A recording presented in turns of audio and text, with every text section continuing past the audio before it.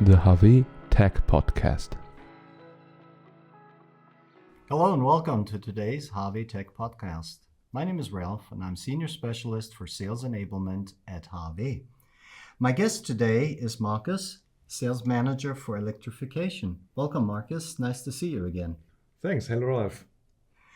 I have an interesting question for you, and you seem to be the expert for this, so I'm looking forward to the next couple of minutes here. Do you know how to design a battery electric system for a mobile construction machine? Yeah, that's a good question. Let's talk about it. Sounds great. So let's get started with the basics here. What is the main difference between a diesel and an electric system? Yeah, the main difference is, of course, that an electric drive machine does not produce any exhaust emission because they are not burning fossil fuels. So at least as long as we don't have CO2 neutral fossil fuels. This is clear, and I think this is understood by everybody. Mm-hmm. But beside of this, we have other important differences. This is the efficiency, the noise, and the total cost of ownership. Makes sense. Then let's get started with the first one. What's the difference between the efficiency of a diesel and an electric system? Yeah, that's a great or big difference. The diesel system typically operate with an efficiency between 25 to 30% max. Mm-hmm. And the rest of the energy is lost in heat. In contrast, battery electric systems achieve efficiency of 80 to 90%. Wow, that's a big difference. Yeah. Now, you also mentioned noise. So what's the difference there?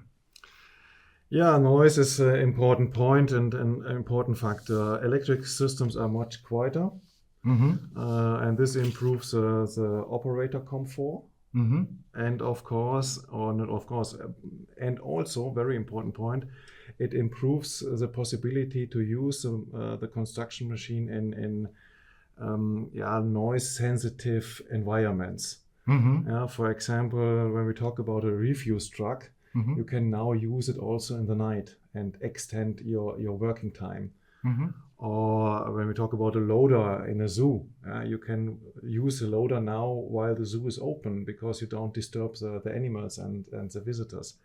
That's so great. It is really a valuable advantage. Well, those are great examples, especially with the garbage truck at night. That's going to make a big difference to my sleep, I'm sure. But let's also talk about total cost of ownership, TCO. How does that compare?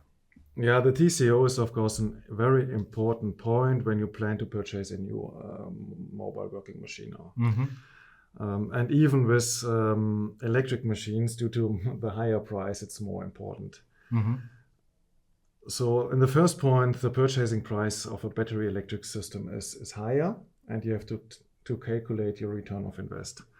And this is possible because the big advantage is on a battery electric driven system, you don't have, or you have much lower energy costs and much lower service and maintenance costs. And this helps you really to find a business case with these type of machines.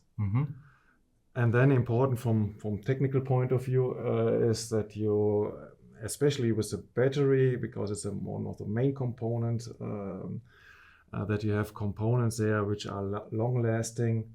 And this is something what we have with our batteries, with our BMS systems, charging knowledge, and so on. So that one of the biggest and most costly component is at least a long-living item. Yeah, right? Makes sense because less moving parts, less problems, less breakage. But that brings me to the point, because combustion engine has a lot of moving parts. The battery has a lot fewer.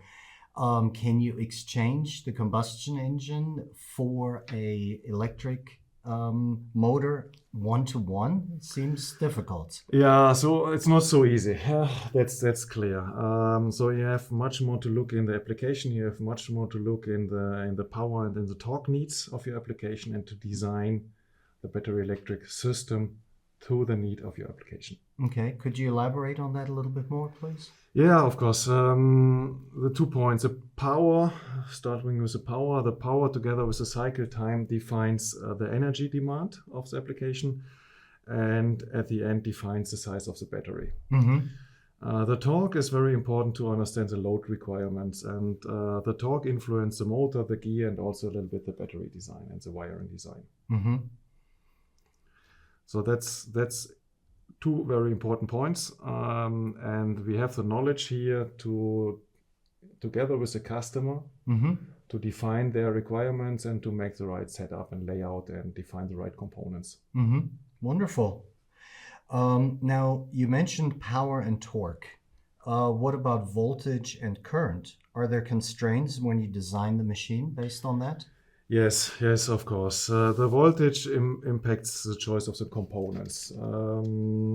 So there are different voltage range available, starting with 48 voltage, 69, and then 400 to 800 volts. These are the common voltage ranges. When you have a higher energy demand or power demand, you normally have to go to higher voltage range. Right. And then the set of components is defined by the voltage range. We have, that's the advantage for all these voltage range components available, and we can, together with the customer, look to it and decide which voltage range at the end makes sense for his application. The other thing is a current limitation, and these limitations are coming from the wiring, from the connector, from the battery itself. You cannot make the wiring as big as you want, because then you will not get it in the machine anymore. Yeah, there's not going to be any space for it. Right. So there are some limitation, and then if the current is too high, you have to step at the end to the next higher voltage range to lower again the current to have the same power output. Okay. That's an awful lot to consider, but I've got one more point for you here, because you mentioned the losses and heat generation in the system. Another key decision, of course, has to be then cooling. Right. What's the difference between air-cooled and liquid-cooled systems? I'm sure there's significant differences. Yes. So even if that we have very high efficiencies in battery electric systems, we nevertheless have to cool components. There are 2 ways, air-cooled or liquid-cooled.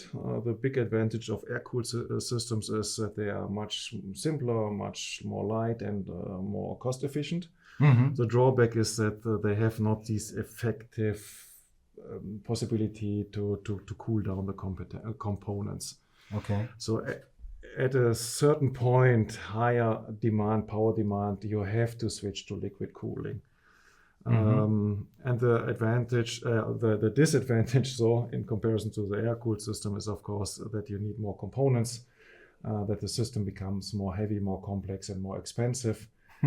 But there's no way around it at a certain point of energy demand. And we support our customers here. We have the knowledge, we have the components. We relatively clearly know when which system is needed.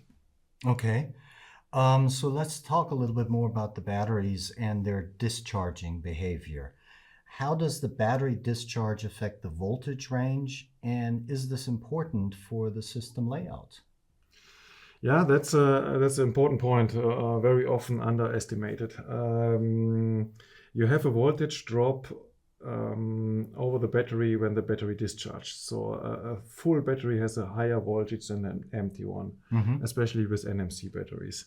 We talk there that we have nearly 30% difference between full and empty. Okay. So that means 30% less voltage for an empty battery means you need for the same power. And you want to have the same power, you want to do the job, even with a relatively empty battery. You need 30% more current. And then we have the same limitation as before. So you have really to check and to make the layout that the power consumption can be handled even with a relatively empty battery and also with an aged battery. So that's an important point. We also have here our knowledge, of course, and we have components which support you here. Right. Okay. There are those LFP batteries I've heard about. Can you tell me just? These 30% is very common for NMC technology. So LFP has a little bit a different discharge characteristic. It's relatively flat, so the LFP battery stays on more or less the same voltage level till it's completely empty. Okay. So the advantage is you have over the complete usage the same voltage area, but it makes it much more complicated for the BMS to calculate where you are. And the disadvantage is when it's empty, then it's empty. And HAWE uses both. We use both, and we have the right BMS technology to handle both cell chemistries. Awesome. Chemistries. That's a lot to think about. That is, wow. Is there anything else you would like to add? I think we go through these points, and this is not only a straight process. You normally go forth and back till you find the right design, and it's very important to balance in your design the efficiency, the power needs, the cooling system, the battery management, and at the end, of course, the cost. Yes. Because that means how fast is your return of invest. Well, thank you very much for this very enlightening information. I'm going to try and summarize those many points you just made. Okay. And hopefully I got all the information. So to design a battery electric system for a mobile construction machine, it is more than a one-to-one exchange of the combustion system. Right. The big advantages of a battery electric system are that we don't have any exhaust emissions, which is great, much higher efficiency, much lower noise, which enables more operating times. You mentioned the garbage trucks at night. And of course, lower total cost of ownership and better return on investment ROI. Of course, you have to investigate closely the duty cycle of the application and combine the right technologies to set up the best system. HAWE can support customers with components and know-how. Is all that correct? It's a perfect summary. Thanks, Wade. Well, I'm glad I was able to summarize it so quickly, and I'm glad that you had the time to come join me today. And thank you very much for listening to our podcast. We look forward to seeing and hearing from you. We have our next podcast in 14 days. And if in the meantime you have any suggestions, ideas, then write us to podcast@hawe.de. We look forward to your comments. And until next time, goodbye. Goodbye.